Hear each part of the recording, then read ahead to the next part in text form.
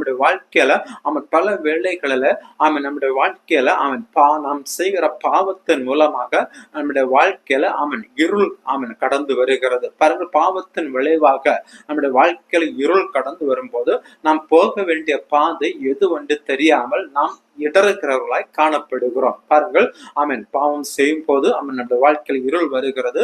அந்த இருளினாலே நாம் போக வேண்டிய பாதை நமக்கு எது என்று தெரியாமல் நாம் பல வேளைகளில் நம்முடைய வாழ்க்கையில இடறுகிறவர்களாய் காணப்படுகிறோம்.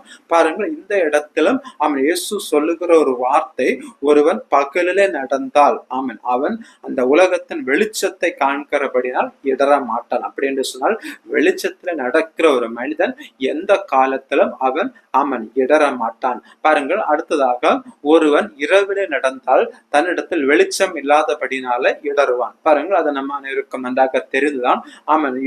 இரவிலே நடந்தால் வெளிச்சம் இருக்காது.